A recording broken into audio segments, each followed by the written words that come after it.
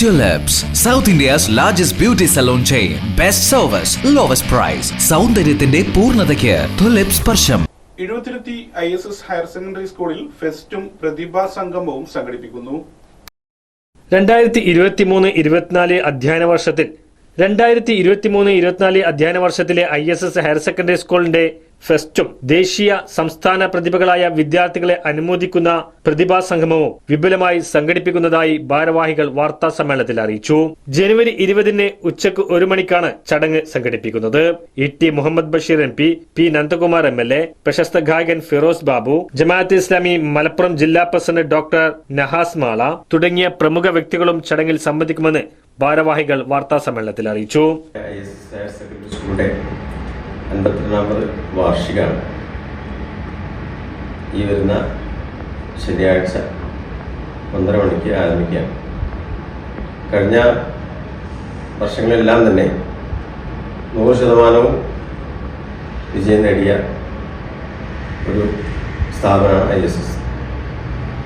ജില്ലയിൽ തന്നെ ഏറ്റവും കൂടുതൽ വിദ്യാർത്ഥികൾ പരീക്ഷ എഴുതുന്ന അൺഎയ്ഡഡ് മേഖലയിൽ ഏറ്റവും കൂടുതൽ വിദ്യാർത്ഥികളുടെ 2ാം സ്ഥാനം നമ്മുടെ സ്ഥാപനത്തിലാണ്. പങ്കെടുക്കുന്നത് ET മുഹമ്മദ് ബഷീർ MP, അതുപോലെ തന്നെ MLA നന്ദകുമാർ സർ, പ്രശസ്ത ഗായകൻ ഫിറോസ് ബാബു, പിന്നെ മലപ്പുറം ജില്ലാ ജമാഅത്തെ ഇസ്ലാമി പ്രസിഡന്റ് ഡോക്ടർ നഹാസ് മാള, കേന്ദ്ര പ്രതിനിധി സഭാംഗം CV ജമീല തുടങ്ങിയിട്ടുള്ള പ്രമുഖ വ്യക്തിത്വങ്ങളെ ഉൾക്കൊള്ളിച്ചുകൊണ്ടാണ് നമ്മുടെ ഈ വർഷത്തെ പ്രതിഭാ സംഗമം എന്ന് പറഞ്ഞാൽ ദേശീയ സംസ്ഥാന പ്രതിഭകളായ വിദ്യാർത്ഥികളെ അനുമോദിക്കുന്ന ചടങ്ങാണ്.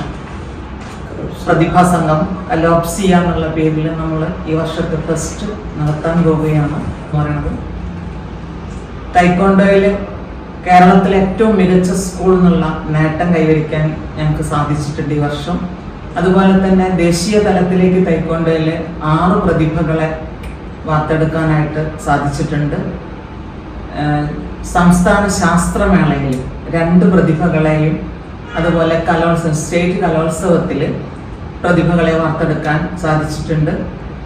IECI നടത്തുന്ന ലീപ്പ് എക്സാമിലും അതുപോലെ ഹിക്മ എക്സാമിലൊക്കെ റാങ്ക് ഹോൾഡേഴ്സിനെ സൃഷ്ടിക്കാനായിട്ട് സാധിച്ചിട്ടുണ്ട്. ഇത് സംബന്ധിച്ച വാർത്താ സമ്മേളനത്തിൽ PV Abdul Latheef, P Geetha, PV Abdul Khader master, TP Faisal തുടങ്ങിയവർ സംബന്ധിച്ചു.